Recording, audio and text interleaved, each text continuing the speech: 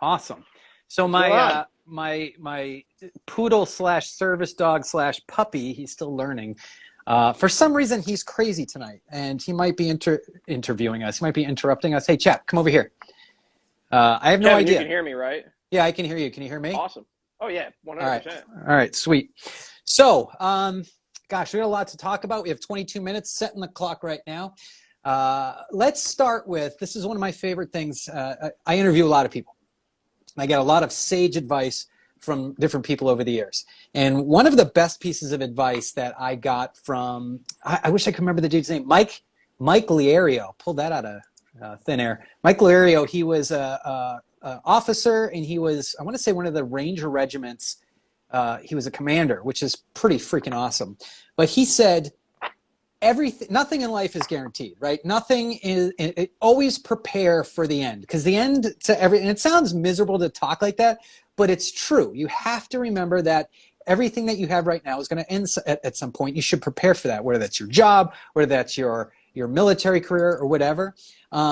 Yours, it was one of those where I don't know if you were prepared, but you had a goal to be in the military. You got into boot camp, and it didn't pan out. Tell us about that.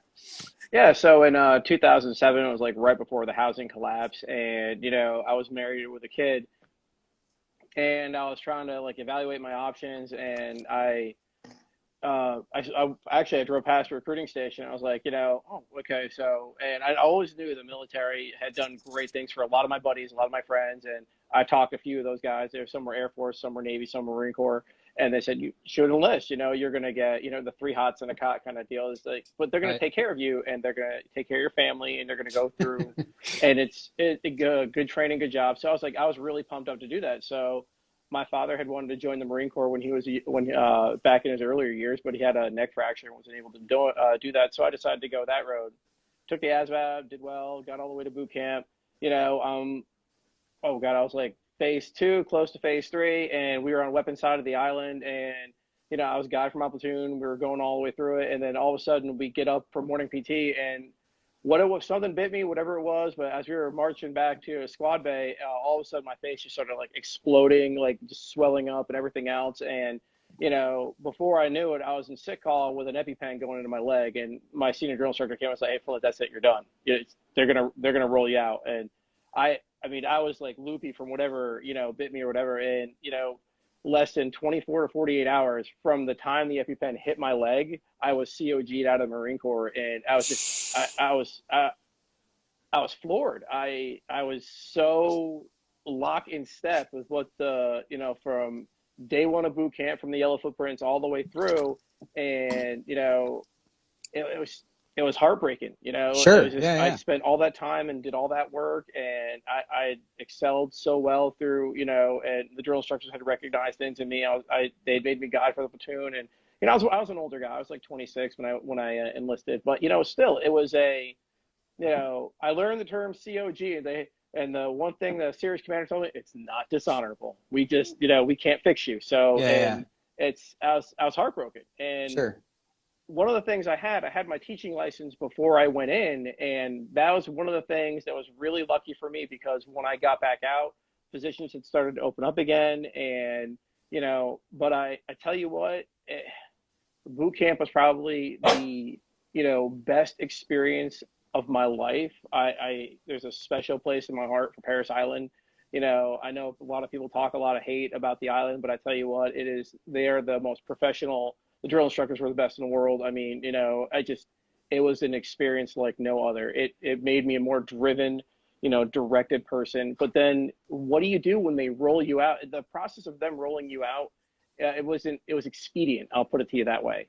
Sure. And I just felt like, what do I do now? What do I do after that? What are my next steps? Because, it's a process. You go to recruit separation platoon, they just kind of roll you out. But it was heart wrenching, and I'd spent was '07, so it's like go 5, 6, 7 years, and I wanted to find something like that again, and I'd spent years trying to figure out.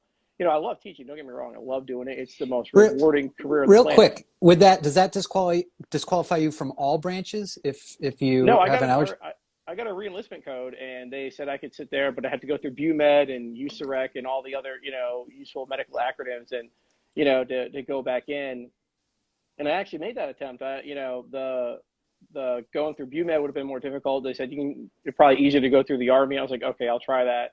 And it was just, it was a no-go because I went to several different doctors and they told me, I still to this day don't know what I'm allergic to. So, and they couldn't figure that out. And I was like, okay, but having a fallback plan, having something to rely on was really, really important. And my teaching degree was there, and you never know what's going to happen in life. You never know where life is going to take you. And Yeah. these things are really important. I mean, we talked about that on the phone a couple of weeks ago, and it's just, that's one thing the recruiters, they don't tell you. They never tell you what's going to happen to you if you get hurt. They never talk about recycling. You never hear that. You never hear about the great recycling, through your plumes. I got recycled a few times when I was going through training, due to injury or whatever. But they never tell you, they never explain that to you. The magic, idea is that you're going to start and in 13 weeks you're going to be done. Well, what if you get hurt? Yeah. Yeah, Yeah. and they don't tell you that, and it's hard because I was in long enough to get the mindset, and part of that mindset has never left me. I'm a really driven person, and I really owe the Marine Corps a lot for a lot of the work. I already consider myself to have a strong work ethic, but it was even stronger after I got out, and it really helped me in the teaching profession, and I applied a lot of what I learned at Parris Island to that, and I feel I owe the Marine Corps a lot for that. So I always speak very highly of the Marine Corps. It was just like I said, changed my life, and having that backup plan coming out was really important. It's yeah, there's a lot of things in life like that where you face adversity, and it doesn't even have to be that I guess large a percentage of your life. Like I was a wrestler in high school, and you think back on high school, 14, I don't know how old you are, 15, 16, 17, 18. But that one thing, that one sport that was a couple months a year changed everything about who I became as an adult, right? It's putting yourself through that training, through that discipline, sacrificing, weekends, pizza, anything that a kid wants to sacrifice. I carry that to this day, and that's like 30 years ago. Yep. But yeah, I absolutely believe. How many weeks were you in before that happened? I made it all the way to the end of second phase, so I was like seventh or eighth week. We did snap in week, and then we were getting ready to do weapons calls, and it was fire. We were out in fire week. I think that's week 6 or 7. So Okay. Yeah. I mean, hey, I think I can't remember how long Air Force officer candidate school was, but you get basically as long as that. It wasn't that long. And yeah. So you find yourself a civilian again. Now it's day one, alarm goes off. You're no longer wearing the BDUs, or I forget what the Marines call them. Are they call them camis or something like that? You're no longer wearing that. What happens? Alarm goes off. What happens? well, it took about 2.5 months to get my resume back drafted again, and I never thought about what happens if I go home. Yeah. So I started getting my resume out there, and I just, luckily for me, Duval County Public Schools was hiring, and I applied into there. And 2009, since 2009, I've been teaching for Duval County Public Schools in Jacksonville. Mainly, it's all inner city Title I schools. For those that don't know, it's 75 to 80% free. Students are on free and reduced lunch. So I mean, it's a high. What's the word I'm looking for? High economic impact neighborhood kind of deal. So a lot of inner city stuff. Kids are great. Oh my God, I love my students to death. Yeah. The best part about them is they are so direct and honest with you. They will tell you what's on their mind 24/7. They'll tell you how you look from your hair down to whatever.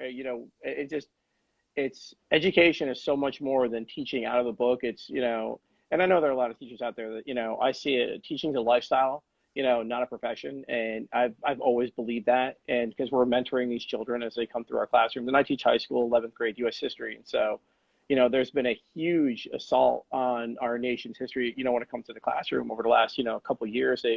People tearing down monuments and things like that. And it's hard because when you start erasing all of that, then you get to where we are. You look at Ukraine, and people keep referencing back to World War II. And I have students that keep asking me, it's like, why do they keep talking about World War II when they're referencing Ukraine? And it's just, and I was teaching World War II maybe a week or two prior before that. And for some students it clicked, for others they didn't understand, Sure. and it's hard to see that. But because everything is trying to be changed and altered. And, thankfully in Florida, Governor DeSantis has really done a really great job of making sure that, the teachers there are protected and the teachers there are really secured and what we're able to do. So it's great. I love teaching in Florida. I love working in Florida. Duval County Public Schools, our superintendent, Dr. Diana Green, is a great lady, a great champion for teachers. And, I never feel that, the content is being assaulted in my classroom. I have the freedom and that's why I created the STEM program for RCPT, so we could bring what we do at the airfield into the schools and, transform these kids, their perception of who the military is, our veterans, there's always like that mixed bag of how people see the veteran community. And I bring our veterans in and they talk to our students, and guess what? That wall like dissolves. My kids love, they love talking to our jumpers and our guys that's there, Bill Markham, Kevin Kroll, Frank Cashman, Richard Turner and others come in and, it's a great experience for them. Let's talk about that Round Canopy Parachuting Team. There's two questions there. One, who's Round Canopy Parachuting Team? We're partners, but it's kind of like the introduction to folks who enjoy 22 Sierra Coffee. And two, how did you find yourself involved in it? So RCPT USA, we are probably I like to say that we're one of the premier static line jump organizations in the United States. The team started back in 2006 and kind of got codified in 2009 by one of our founding members, Jack Wingate, and now it's gone through a few other presidents since then. Bill Markham is now the current president of Round Canopy Parachuting Team-USA. What we do is we conduct static line jump operations in Palatka, Florida, for veterans and active duty and civilian personnel. If they want to come and learn how to jump like the paratroopers did in World War II, they come, they go to our jump school, and for a solid week, you get an entire jump course, and you get 5 jumps underneath you, and it is the best thing in the whole world. And it's the camaraderie that we build with our jumpers and our team members. It's family. Come down, it's the best thing in the world. And one of the guys that I went through jump school with, David Lunsford, he and I are like the best of friends now. And I didn't know him from Adam, like from day one. And it's great. My wife, Kimberly, and my kids, they all work in at the shop for the team. They sell the team's merchandise, the coffee that's there. And it's a family event, and it's absolutely fabulous. And we have some of the best jump masters in the world. Safety is paramount to everything we do. And it is just an amazing organization. And after I got my 5 jumps in October of 2020, a couple months went by, and they had an opening for the team historian, and Bill asked me, "Hey, do you want to do it?" And I'll say, "Oh, absolutely." I preserving the history of the boys of 44 and more. Because we don't just do World War II, we do Korea, Vietnam, and we do all the airborne history, all the airborne operations from World War II and forward. So. But awesome. Yeah, go ahead. No, I was going to ask, I just lost my train of thought there, though. It's funny. My brain just glitched. So anyone can go down. Oh, that's what I was going to say. I hang out with a lot of former airborne people, Green Berets, things like that. I tell them about Round Canopy, and they always go, "They do that on purpose?" like yeah, really? Oh yeah. Oh my God, yeah. Is it what parachutes? We're trying to figure that out too. They were asking me what parachutes they use. Jump the SF-10s. Use the MERPS reserves. I always have to give a shout out to Art Schaefer, Skydive Palatka, because RCPT gives RCPT USA a home, and Art Schaefer is just a legend in the skydiving world and Skydive Palatka. Okay. We would not have a DZ without Art, and he's a great guy. Almost has 19,000 jumps underneath him. Wow. Yeah, great dude. I love talking to him and hearing all the stories, and world-class skydiving operation that he runs out of that. And you see it when you come down, and you see all the jumpers that come through our school, and you see everything that's there, and how much the camaraderie is what you see in how the jumpers feel, and the family that we build. And our jump schools get bigger and bigger every time. Our classes and our student base gets bigger and bigger with every event. In the fall, we honor our Vietnam veterans, and in the spring we honor with Operation Black Hat. And then Operation Sand Snake in the spring, we honor our World War II veterans, and we usually jump. We try to jump a Vietnam signature aircraft in the fall. We've jumped a Huey. We've jumped this past year. We got to do a ramp jump with a Casa 212, and this year for this past event we jumped the C-47, the Tico Bell. So Yeah. which is it's really cool because she flew into Normandy. She was part of the Berlin airlift. Wow. Yeah, it's the anchor points inside the aircraft are the original anchor points for the static line that were there when that bird flew into Normandy. So That's really cool. When you get inside and you touch those anchor points, those were, that was there when the boys of 44 went into Normandy, and there's a huge honor and respect for that.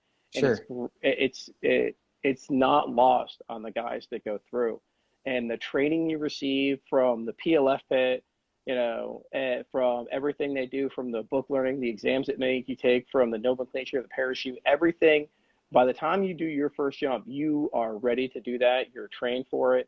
And I'll never forget my first jump. It's one of those things that no one can ever take from me. I jumped out of an airplane. I can apply that to anything in life, Yeah. and it is a great feeling to walk into something, and it's awesome. How does it improve for veterans? Because 22 Sierra, we put a lot of time and effort into it's not awareness for suicide. We're trying to prevent it. We're trying to improve mental health. In what ways does it affect the veterans that go through the program? We have about 480 members currently right now. We've saved about 4 of them, and that's not bragging. That's just by the grace of God, we've been able to do that, and it is a great feeling. Veterans can come to our events. You don't have to jump; just come and hang out with us, talk with us. We all veterans. They all, regardless of what branch you were served in, the language is kind of going to be. It's going to kind of be similar, and you're a shared experience, that shared camaraderie, and you're not alone. That is the biggest part. You're not alone, and we can get you resources, put you in contact with people, and that's why Grunt Style is such a great sponsor for us. And their foundation, we can get veterans in contact with all types of people that can get them help and things that they need. Tim Jensen's been him and Daniel Eric, great guys. And always there when you need him. Text, call, whatever. It's so nice to have a company like that really supports. They just did a feature on us for their March Operation Community.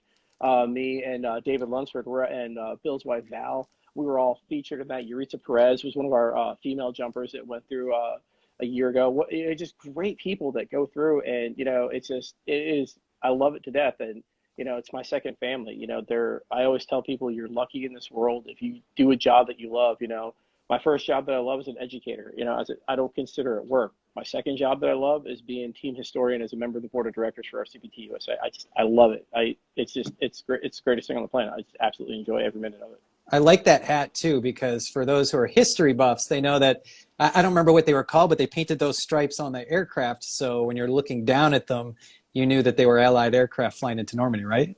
Yep. I'm actually, I'm gonna have to say this to Bill. This is a Jump Masters hat. I actually bought this from Grunt Style before I was firmly aware these were the Jump Master hats. So I just can't wear it during jump events. So which is fine. It's the whole black hat. And well, the invasion stripes came out about in 1943 through Operation Husky when in Italy when we had a lot of Allied bombers and a lot of Allied aircraft that were shot down due to friendly fire, and they needed to find a way to make it more visible for our Allied aircraft to be identified, and that's when they painted the invasion stripes on the aircraft so they could be identified, and that kind of thing would happen again, and it's just become such an iconic symbol.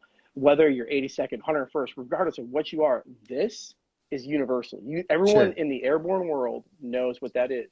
Even if you've watched, the History Channel, anything dealing with World War II, even if you've never understood anything about parachuting or paratroopers and you watch Band of Brothers, what these are.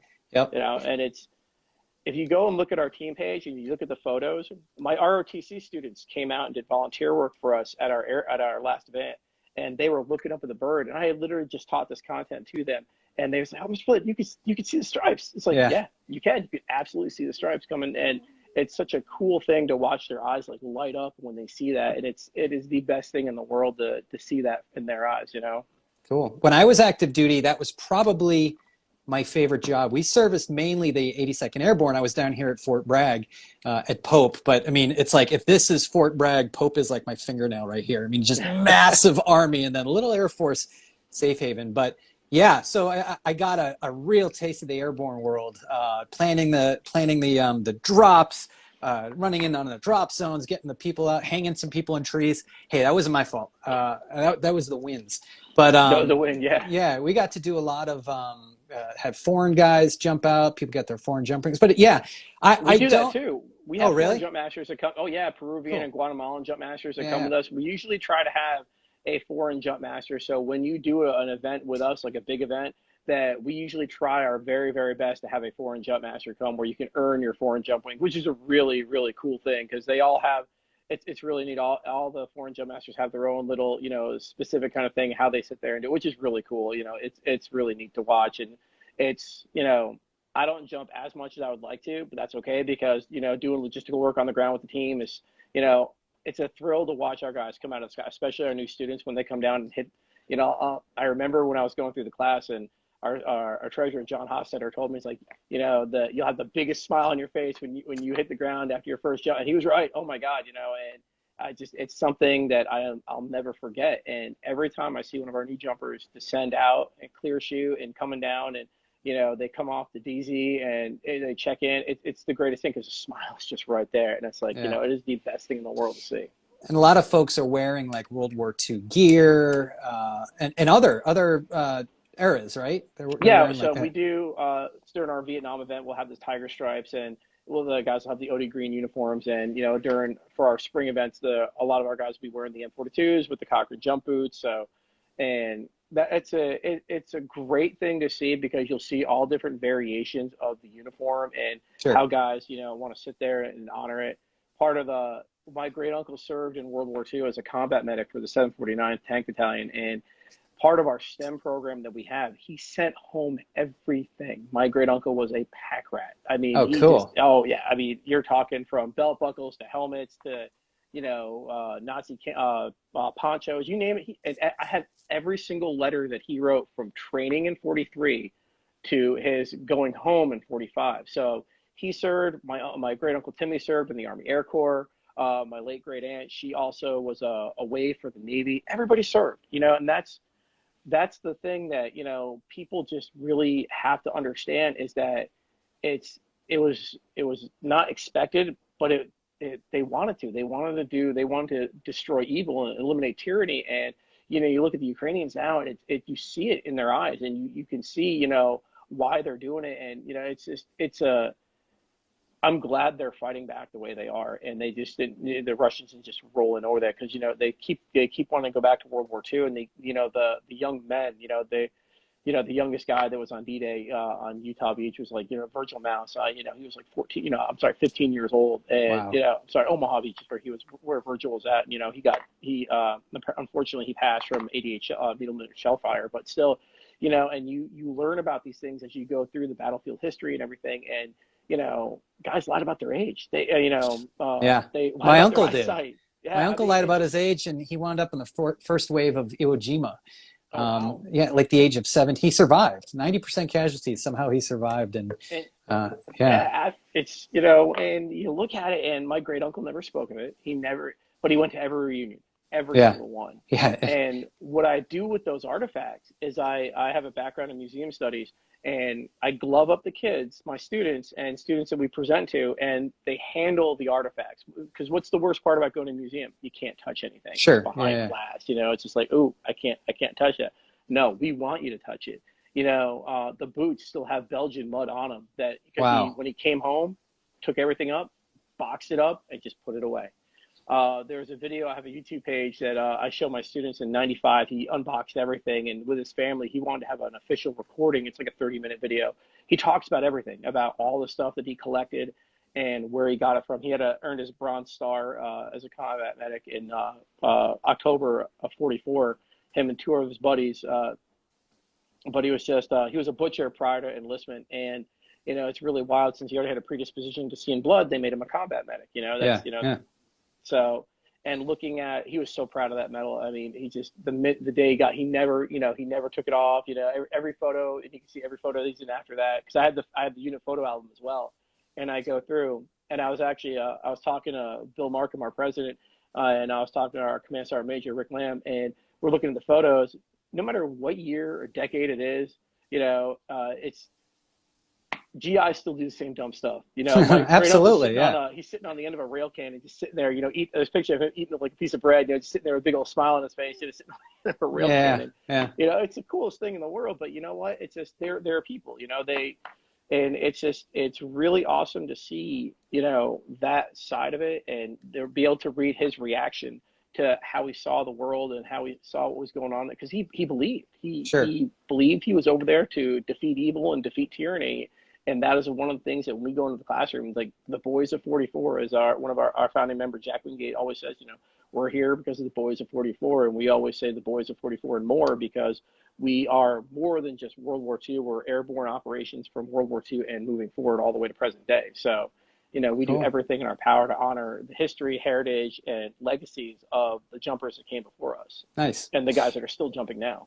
To wrap it up, Jumpmaster Coffee, right? So you guys are pretty excited about that. That is the coolest thing like ever. The photo that we gave Patrick, and it is absolutely awesome. Yeah. I don't take all the credit for that. It's a team, it's whole team effort. Rick Randall, when I approached Patrick about 6-8 months ago, because I saw it actually was the Burn Pits blend that you guys did, right? And Grunt Style put it out, and I was like, okay, I got to try that. And then I was like, wow, this stuff's really good. Yeah. And then I called up Rick, and I was like, hey, you know what? What if they had like an RCPT blended coffee? I mean, they're already part of the foundation, so what if they had like a Jumpmaster blend?